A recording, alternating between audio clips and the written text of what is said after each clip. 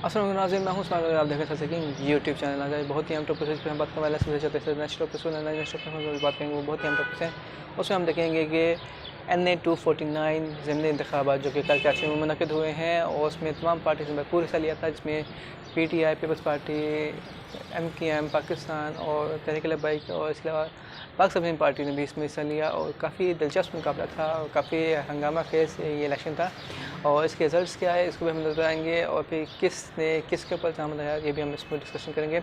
इसके अलावा हम ये देखेंगे कि बशीर मेमन साहब की जो तहरीक इंतखाबात किए हैं उसके भी हम डिस्कशन करेंगे। और ये भी देखेंगे कि बशीर मेमन साहब ने मज़हब में इमरान खान साहब के पसंद इल्ज़ाम क्यों लगाए और इनकी क्या वजूहत थी और इनमें कितनी हकीकत है ये भी हम देखेंगे। और उसमें ये भी देखेंगे कि प्राइम मिनिस्टर इमरान खान साहब ने जो है वो इन इल्ज़ाम का क्या जवाब दिया है और इन इल्ज़ाम की सख्ती से तरदीद की है। तो अब हम ये भी देखेंगे कि ये जो मुल्की सियासत में जो नई हलचल और डेवलपमेंट हो रही हैं इनमें आगे ये किस रुख जाती हैं और क्या ये सिस्टम जो है वो इमरान खान को सपोर्ट कर पा रहा है या नहीं। और दूसरा ये भी देखेंगे कि ये NA-249 में जो शिकस्त हुई है इसमें कौन रिस्पॉन्सिबल है, इसकी जिम्मेदारी है और इसकी वजूहत क्या थी इसमें शिकस्त की, तो उस पर भी हम नजर आएंगे। जबकि इंटरनेशनल टॉपिक हमारे टॉपिक बहुत ही अहम टॉपिक है। इंटरनेशनल टॉपिक में जब हम टॉपिक डिस्कशन करेंगे वो करेंगे कि बोरिस जॉनसन साहब को जो है करप्शन का स्कैंडल मंजर यहाँ पे आ गया है और बोरिस जॉनसन नई मुश्किल मुसीबत में फंस चुके हुए हैं।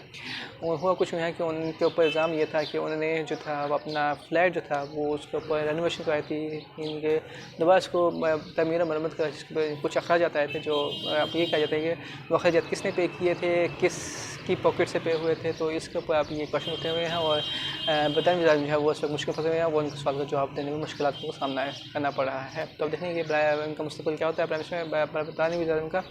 और हम ये भी देखेंगे कि जो हाँ एक और क्वेश्चन चलते चले हैं इसमें कि पाकिस्तान इंडिया के जो अब ये जो कहा जाए कि बैकडोर डिप्लोमेसी चल रही है, तो हुआ कुछ हुआ कि ऑपोजिशन इल्ज़ाम लगाया जाता है कि शायद ये कोई पाकिस्तान ने ये किया वो किया, तो इसमें ऐसा कुछ भी नहीं है। इसमें हुआ कुछ नहीं था कि इंडियन गवर्नमेंट ने मोदी गवर्नमेंट ने जो था वो दरख्वास्त दी थी पाकिस्तान गवर्नमेंट को कि हम मुज़ाकरत करना चाहते हैं तो बराए मेहरबानी हमसे मुज़ाकरत करें। तो फिर मोदी गवर्नमेंट की दरख्वास्त पर पाकिस्तान गवर्नमेंट ने जो मुज़ाकरत किया उसमें भी पाकिस्तान गवर्नमेंट ने एक चीज़ मुकम्मल तौर पर वाज़ह कर दी हुई है। उन्होंने ये कहा है कि जब तक आर्टिकल 370 और 35A जो है मुकम्मल तौर पर रिपील नहीं होता, ख़त्म नहीं होता, उस वक्त जो है वो इन मुज़ाकरात पर जो है किसी किस्म की मस्बत पेशरफ का इम्कान नहीं है। तो अब लेकिन डायलॉग तो चलते रहेंगे पीछे, लेकिन एट द एंड यानी सोल्यूशन जो है वो उसका जो हल है वो उसी का मशरूत है, यानी कि आर्टिकल 370 और 35A की रेवोकेशन के साथ। तो आप देखते हैं कि मोदी गवर्नमेंट जो है वो उस पर मुज़ाकरात किस हद तक आगे बढ़ाती है और कहाँ तक ये मुज़ाकरात जाके कारआमद और कारगर साबित होते हैं। तो उसमें अभी भी देखेंगे कि ये तो एक अलग मामला। तो अभी देखेंगे कि जो अफ़गानिस्तान में जो अमेरिकी अफवाज जो हैं वो अब इनखला उनका जारी है, तो उसमें अब अमेरिका क्या नई डिमांड पाकिस्तान सामने रखा है और क्या वो नए फौजी अड्डे डिमांड कर रहा है पाकिस्तान से, खासतौर पर शमसी बस के बाद क्या डिमांड है अमेरिका की। तो इसका हम डिस्कशन करेंगे और देखेंगे कि इन मामलों में जो है अब पाकिस्तान क्या रिस्पॉन्स होगा, ये मामले जाने की सोच जाएंगे। तो इसमें सबसे चलते सीधा नेशनल बहुत ही अहम थे। उसमें हम देखेंगे कि NA-249 का एक बड़ा मार्का था जो कि ये सीट जो थी खाली हुई थी पाकिस्तान तहरीक इंसाफ की MNA फैसल वाबडा साहब के इस्तीफ़े के ऊपर, जबकि वो फैसल वाबडा साहब जो थे वो इस सीट से रिज़ाइन करके जो थे वो सेनेटर मुंतखब हो गए थे। तो अब ये सीट जो थी वैकेंट हो गई थी, उसको इलेक्शन में पाकिस्तान ने था वो ज़िमनी इंतखाबात का ऐलान किया था। उसके बाद जब ये इलेक्शन मुनक़िद हुए तो इसमें बड़ा ही हंगामा खेज इलेक्शन था ये NA-249 का ज़िमनी इंतखाब, और उसमें तमाम पार्टीज़ ने भरपूर हिस्सा लिया, भरपूर कैंपेन चलाई। लेकिन इसमें एक चीज़ कम हमें नजर आई, वो ये था कि वोटर टर्नआउट जो था इस पूरे इलेक्शन में था वो इंतहाई कम था। यानी कि कोई यानी कि इसमें वो आपको कह सकते हैं कि आवाम की दिलचस्पी नज़र नहीं है इस पूरे इलेक्शन में। और जो कैंडिडेट्स में फातह करा पा रहे हैं उनमें भी जो उनके वोट्स रिज़ल्ट हैं वो इंतहाई कम है। तो अब देखते हैं कि क्या वोटर रिज़ल्ट इसमें आया और क्या इसमें होता रहा पूरे इंतखाबात में। तो उसमें हो कुछ उनके पीपल्स पार्टी के जो थे वो जो थे कंटेस्ट कर रहे थे, वो कहते कादिर खान मंदोखेल साहब, जबकि जो मुस्लिम नून की तरफ से जो कंटेस्ट करते थे वो कहते मिफ्ता इस्माइल साहब, जबकि PTI की तरफ से थे वो जो कंटेस्ट करते थे सीट के ऊपर वो थे अमजद अफरीदी साहब, जबकि PSP की तरफ से जो थे वो मुस्तफ़ा कमाल साहब कंटेस्ट करते थे, जबकि MKM पाकिस्तान की तरफ से जीते वो उनका उम्मीदवार भी इसको बचा जाकर तहरीक लब्बैक थे जो कैंडिडेट थे वो थे सईद मुस्लिम साहब जो थे वो उस पर कंटेस्ट कर रहे थे। तो इतने ज़्यादा कैंडिडेट्स इस सीट के ऊपर कंटेस्ट कर रहे थे। तो जब रिज़ल्ट आया तो रिज़ल्ट आने में क्या कहा जा रहा था कि बीच में जो फॉर्म 45 या 49 जो भी होता है वो मिसिंग था इसमें। वो पहले तो आता रहा, रिजल्ट्स आते थे, फिर एकदम से रिजल्ट्स आने जो थे वो बंद हो गए, क्योंकि जो इनिशियल रिजल्ट्स आए थे उसके मुताबिक जो था वो कहा ही जा रहा था कि मुस्लिम लीग के मिफ्ता इस्माइल के साथ जो थे वो लीड ले थे 3328 वोटिंग के साथ शायद, या समथिंग अराउंड इसी फिगर के साथ जो थे वो लीड ले रहे थे। जाके पीपल्स पार्टी कैंडिडेट थे वो सेकंड नंबर पे थे, जाके पाकिस्तान तहरीक इंसाफ के कैंडिडेट थे वो 5वें नंबर पे जा रहे थे इस रिजल्ट्स के ऊपर। तो उसके बाद फिर काफ़ी चीज़ें होती हैं, फॉर्म 45 जो थे वो आना बंद हो गए, इनके साथ आना बंद हो गए। फिर उसके बाद फिर लाइट भी चली गई उस पूरे हल्के में, फिर इसी तरह सब मामला चलते रहे। तो फिर सुबह सादिक जाके फिर जब रिज़ल्ट जब हम इसके अनाउंस किए गए, तो उन रिजल्ट्स के मुताबिक जो थे वो पीपल्स पार्टी के कादिर खान मंदोखियल साहब जो थे वो 16,000 वोट लेके इस सीट के ऊपर कामयाब हो गए। जबकि दूसरे नंबर पर जो थे वो मुस्लिम नून की तरफ कैंडिडेट जो थे मिफ्ता इस्माइल साहब जो थे वो 15,000 वोट लेके जो थे वो दूसरे नंबर पर। जबकि तीसरे नंबर पर जो थे वो कहते हैं कि तहरीक लब्बैक के कैंडिडेट जो थे वो 11,000 वोट लेके जो थे वो तीसरे नंबर पर आए। जबकि चौथे नंबर पर जो थे वो मुस्तफा कमाल साहब जो थे वो 9,000 वोट से एक साथ पाए आए थे। जबकि पाँचवें नंबर पर जो थे वो PTI कैंडिडेट अमजद फरीदी साहब जो थे वो 8,000 वोट का चौथे नंबर पर थे, 5वें नंबर पर थे। तो इसी तरह ये जो थे ये NA-249 का जो था वो ये हंगामे से इलेक्शन का जो रिज़ल्ट था। तो अब इसमें इसके रिजल्ट्स के बाद जो थे फिर तमाम पार्टीज़ ने जो उसके ऊपर अपना मौक़िफ़ देना शुरू कर दिया। मुस्लिम शदीद अदम के साथ किया, उन्होंने कहा कि हमें जानबूझ के जो है वो इन इलेक्शन में जो है वो हरवाया गया है और इन इलेक्शन में शिकस्त दिलवाई गई है, जो कि पाकिस्तान तहरीक इंसाफ की तरफ से जो है वो अब इसके ऊपर इन इलेक्शन रिजल्ट के ऊपर जो है वो अपने ख्याल का इज़हार किया जा रहा है। जबकि पाकिस्तान जमीन पार्टी का भी जो है एक हंगामी प्रेस कॉन्फ्रेंस की गई थी इन इलेक्शन के ऊपर। तो अब देखें कि इन इलेक्शन में इन इलेक्शन का रिजल्ट क्या आता है, क्या इन इलेक्शन के रिजल्ट को तस्लीम किया जाता है तमाम पार्टी की तरफ से, या फिर कोई नया पंडोरा बॉक्स खुलता है, क्या नया डिस्प्यूट्स का आगाज़ होता है। और फिर क्या अब ये देखना बाकी है कि ये पाकिस्तान तहरीक इंसाफ की जो है वो दूसरी बड़ी शिकस्त है ज़िमनी इंतखाबात में, जाके पहली शिकस्त जो डेस्क इलेक्शन में हो चुकी हुई थी, जबकि दूसरी शिकस्त है ये अब NA-249 में जो है तहरीक इंसाफ को फेस करना पड़ी है। तो अब देखें कि ये इन शिकस्त की पहले शिकस्त की मैंने वजूहत बता दी थी कि क्या थी, लेकिन दूसरी शिकस्त की जो कराची में शिकस्त हुई है इसमें सबसे बड़ी वजह जो है वो, क्योंकि सूबाई गवर्नमेंट तो पहले ही ताउन नहीं कर रही वफाकी गवर्नमेंट से, तो वफाकी गवर्नमेंट भी जो है वो उन्होंने पैकेज का दान तो कर दिया है कराची के, लेकिन उसकी इम्प्लीमेंटेशन जो है वो अभी तक जो है वो नज़र नहीं आ रही कराची में। तो अब देखने कि क्या कराची को हमको ये तासुर दिया जा रहा है कि शायद वफाकी गवर्नमेंट जो है वो दिलचस्पी नहीं रखती कराची के मसाइल हल करने में। हालांकि कराची के मसाइल हल करना जो है वो सूबाई हुकूमत की पहली रिस्पॉन्सिबिलिटी है, लेकिन वो सूबाई गवर्नमेंट जो है वो सारी रिस्पॉन्सिबिलिटी डाल देती है वफाकी गवर्नमेंट पर। हालांकि फ़ंड्स प्रॉपर मिलते हैं सूबाई गवर्नमेंट को, लेकिन फंड्स का इस्तेमाल कैसे होता है तो ये तो वही जानते हैं।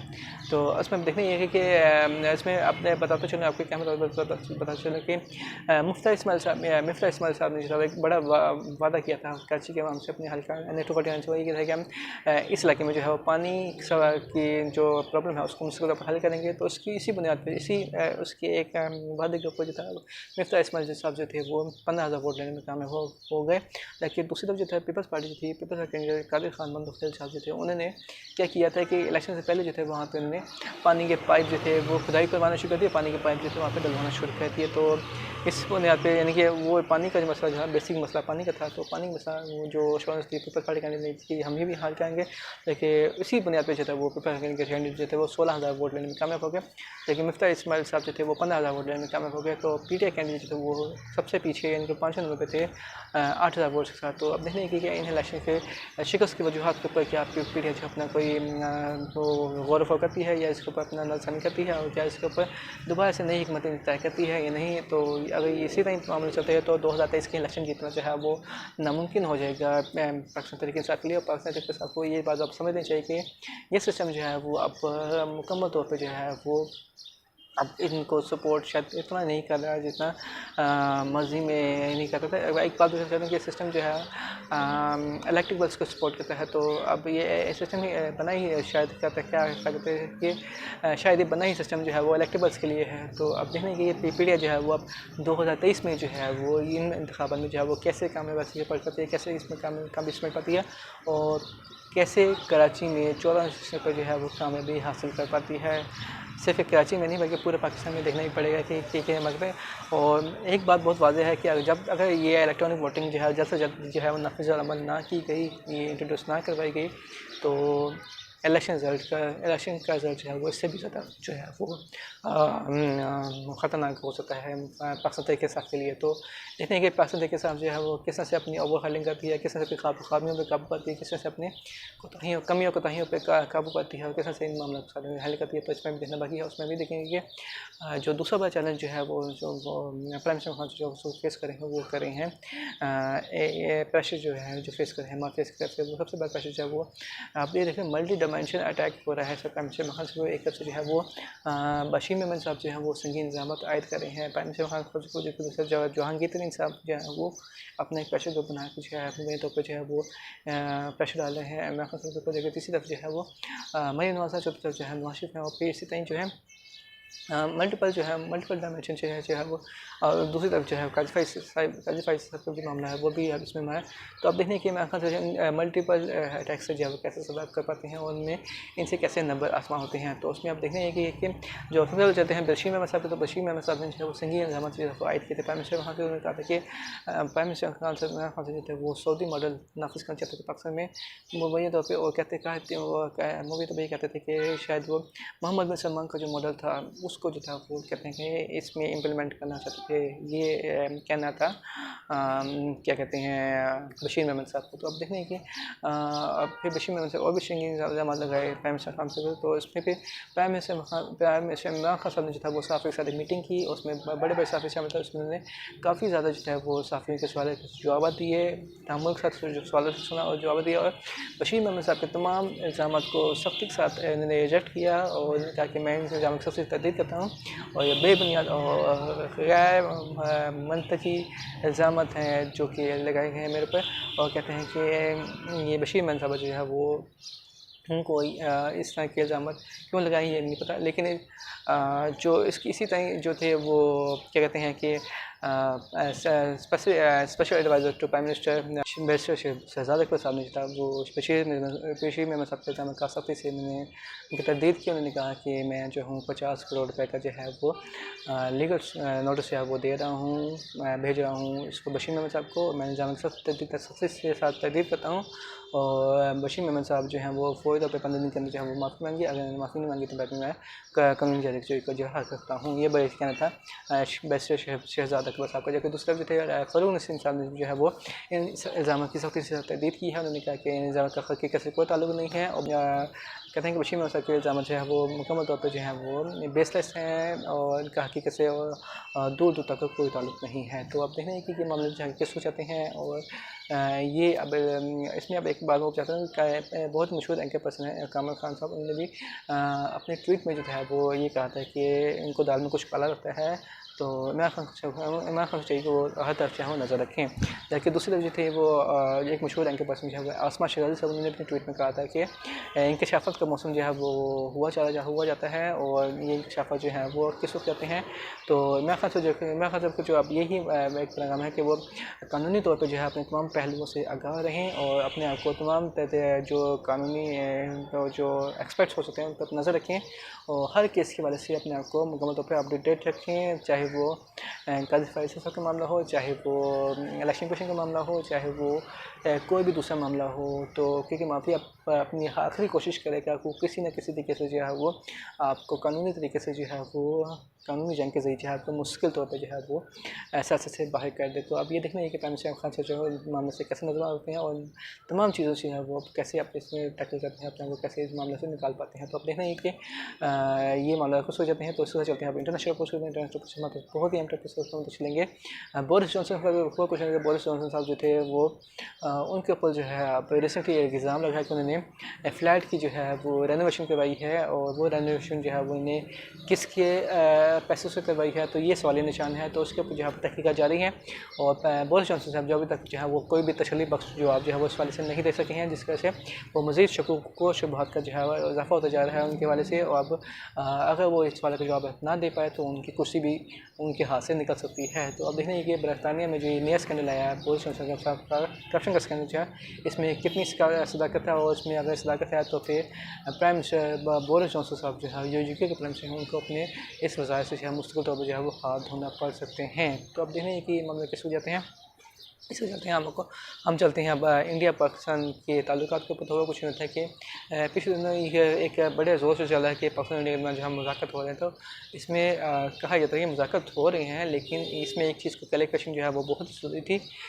कुछ लोग ये कहते हैं पाकिस्तान की साइड से जी पाकिस्तान गवर्नमेंट जो है वो मुज़ाकरात करना चाहती थी, ये करना चाहती थी, वो करना चाहती थी, उसमें ये बात बिल्कुल टोटल बेसलेस थी। इसमें वो कुछ नहीं था कि मोदी गवर्नमेंट ने खुद पाकिस्तान से रिक्वेस्ट की थी कि हम जो है वो मुज़ाकरात करना चाहते हैं, तो प्राइम मिनिस्टर पाकिस्तान जो है वो इंडियन गवर्नमेंट से जो है मुज़ाकरात किया। तो उस पर फिर पाकिस्तान गवर्नमेंट ने जो था वो पॉजिटिव रिस्पॉन्स किया, शो किया था। उन्होंने कहा ठीक है हम आपके साथ मुज़ाकरात के लिए तैयार हैं। तो फिर उसको मुज़ाकरात, उसमें भी पाकिस्तान गवर्नमेंट ने अपना जो मौक़िफ़ था वो मुकम्मल क्लियर कर दिया। उन्होंने बता दिया था कि हम जो है वो किसी सूरत में जो है वो आर्टिकल 370 और 35A कि रेवोकेशन के यानी कि उनकी मनसूखी तक जो है वो इंडिया के साथ मुज़ाकरात जो है वो पाया तकमील तक नहीं पहुँच सकते। तो ये बात जो है वो इंडियन गवर्नमेंट को, मोदी गवर्नमेंट को बता दी गई हुई है। उसके बाद ही ये मुज़ाकरात जो है वो शुरू किए गए हैं, उसके बाद आगाज़ हुआ। तब देखना है कि मोदी गवर्नमेंट जो है वो किस हद तक अपने वादे की तकमील करती है और किस हद तक ये मुज़ाकरात को आगे लेके चलती है, और किस हद तक जो है इन मुज़ाकरात को जो है पाया तकमील तक पहुँचाती है। क्योंकि आर्टिकल 35A और 370 की मनसूखी तक जो है ये मुज़ाकरात जो हैं ये पाया तकमील तक नहीं पहुँच सकते। मुज़ाकरात का आगाज़ हो सकता है, लेकिन पाया तकमील तक पहुँचना जो है वो आर्टिकल 370 और 35A की मनसूखी से मशरूत है। तो आप देख रहे हैं कि और ये इल्ज़ाम लगाया जाता है कि पाकिस्तान की गवर्नमेंट ने जो है कश्मीर भेज दिया, या ये कर दिया, वो कर दिया, टोटली बेसिस है। और हकीकत ये है कि मोदी गवर्नमेंट ने खुद रिक्वेस्ट की थी पाकिस्तान गवर्नमेंट से कि ये मुज़ाकरात का जो आगाज़ कीजिए और मुज़ाकरात को जो है हतमी अंजाम तक लेके जाया जाए। तो आप देखें कि ये आगे मुज़ाकरात किस रुख जाते हैं और ये मुज़ाकरात कामयाब हो पाते हैं या नहीं, तो इनमें भी देखना बड़ी बाकी है। और दूसरी सबसे तीसरा बड़ा टॉपिक जो हमारा था वो ये था कि अमेरिका जो है वो अफगानिस्तान से जो है अपना विड्रॉल जो है वो शुरू करने लगे है। 1 मई से जो है वो तारीख उसकी शुरू होनी है विड्रॉल की। तो अमेरिकन प्रेसिडेंट जो बाइडेन साहब ने ये कहा था कि 11 सितंबर तक जो है ये इख़्तिलाफ़ जो है मुकम्मल हो जाएगा, लेकिन तालिबान ने कहा है कि ये इख़्तिलाफ़ जो है वो जल्द से जल्द मुकम्मल किया जाए और हम किसी सूरत भी जो है अमेरिकी फ़ौज और इत्तेहादी फ़ौज को जो है अमेरिकी अफ़गानिस्तान की सरज़मीन पर नहीं देखना चाहते। तो इस वजह से अमेरिका जो है वो अपनी एक नई हिकमत भी बना रहा है। इस वजह से अमेरिका ने पाकिस्तान से डिमांड की थी कि पाकिस्तान जो है वो हमें अपने फ़ौजी अड्डे जो है वो प्रोवाइड करे, ताकि हम अफ़गानिस्तान के इनक़िलाब के बाद भी अफ़गानिस्तान पे नज़र रख सकें पाकिस्तान की साइड से। तो पाकिस्तान गवर्नमेंट ने, पाकिस्तान फ़ौज ने जो है उस वाले से मुकम्मल तौर पर जो है वो अभी इनकार कर दिया है और कोई कहा कि किस सूरत जो है पाकिस्तान जो है वो अपने फ़ौजी जो है वो नहीं देगा और कि वो गलती नहीं दोहराएगा जो उसने माजी में जो था वो दोहराई थी। तो अब देखने की कि और उसमें भी कहा गया कि अमेरिकन स्पेसिफिक जो कहा था वो ये कहा था कि शमसी एयरबेस हमें चाहिए। तो पाकिस्तान गवर्नमेंट ने जो है वो मुकम्मल तौर पर इनकार कर दिया कि शमसी एयरबेस हो या कोई और एयरबस हो या कोई और फौजी हो, पाकिस्तान किसी किस्म का भी जो है वो फौजी जो है वो फौजी जो है वो नहीं करेगा अमेरिकन गवर्नमेंट के साथ। और अब देखने की ये अमेरिका जो है वो अब इसका जो पाकिस्तान देता है कि उसका इलेक्शन क्या होता है और ये मामला आगे से जाते हैं पाकिस्तान के अमेरिका ताल्लुकात कि किस नहज पर पहुँचती हैं और इन मामला ताल्लुकात में क्या बेहतरी आती है या तरक्की आती है। तो ये मामला आगे ये जो है आने वाले वक्त में पता चलेगा। तो अल्लाह ताला पाकिस्तान पर मैं इस तरह कर रहा हूँ, फजल हम जारी रखें। और अगर आपको वीडियो पसंद है इस वीडियो को लाइक कीजिए, चैनल को सब्सक्राइब कीजिए, कमेंट सेक्शन में कर मन को देखो, हमें दुआ में देखिएगा। पाकिस्तान जिंदाबाद।